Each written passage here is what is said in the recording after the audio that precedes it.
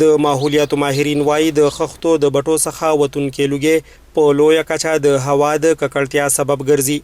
دی وایي که چېرې د روایتي بټو پر ځای زیګ ټکنالوژي د خښتو د پخلي لپاره وکارولی شي، نو دې سره به د کویلې سوځولو په نتیجه کې کاربن ډای اکساید ګیس په هوا کې ډیر کم شاملیږي.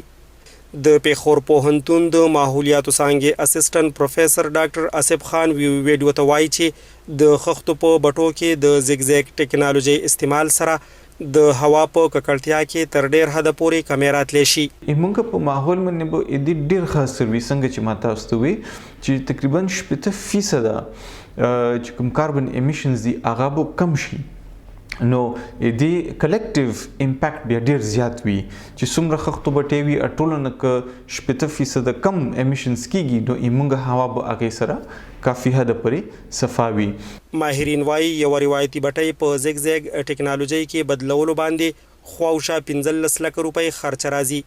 په مردان ضلع کې د خښتو د بټو د اتحادیې مشر ایاز خان وایي چې د زیګ ټکنالوژي لګولو وړاندې به د کویلې لګښت، سیوا او پیداوار کم وو، خو د یادې ټکنالوژي استعمال سره یې په روزګار ښه اثر پرېوتی دی.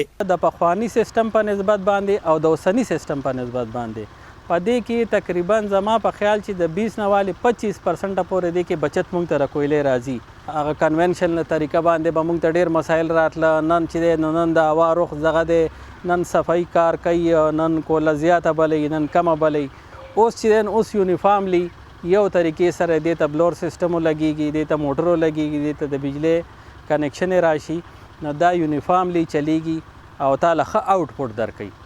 د ماحولیاتو ماهرین په موسم کې د بدلون راتلو لوی عوامل د خښتو بټو، ګاډو او کارخانو نه په زیات مقدار کې د مختلف ګیسونو اخراج او د ځنګلونو کټای بولي. د خښتو کاروبار کوونکي اصغر علي وایي چې د کرونا وبا خورېدو له امله روزګار متاثر شوی دی او د حکومت لخوا د مالی مرستو بغیر نشي کولای چې زیګ ټکنالوژي په بټۍ کې ولګوي. زموږ د روزګار ډیر زیات کمزوري شوی د کرونا د وجې نه. اوس زموږ خښته چې نه خرڅېږي، زموږ سیل نه کېږي، نو زموږ د زیګ ټکنالوژي باندې زموږ قابو نه راځي ځان له داسې. موږ خو د حکومت نه دا غوښتنه کوو چې موږ سره بلا سود امداد وکړي، قرضه راله راکړي، هغه موږ له قسطوار راکوي، که څنګه طریقه باندې هغوی موږ ته راکولی شي چېرې موږ دا ټکنالوژي افناو کړو، دې نه موږ څه فایده واخلو، ځکه چې زموږ د دې ټکنالوژۍ نه یوازې موږ ته فایده نه ده، زموږ د معاشرې ته ډېره زیاته فایده ده.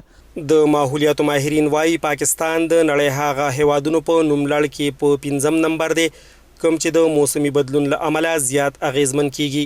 د مطبوعاتو تر مخه د موسمي بدلون لپاره د ملګرو ملتونو پینل نړۍ ته په خپل یو ریپورت کې خبرداری ورکړی چې نړیواله تودوخه د خطرناک حده پورې د قابونه وتونکې ده.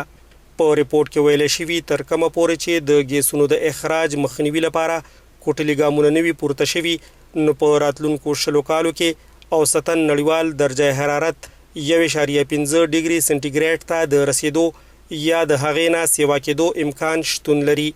عبدالرزاق، وایس اف امریکا، ډیو نیوز، پېښور.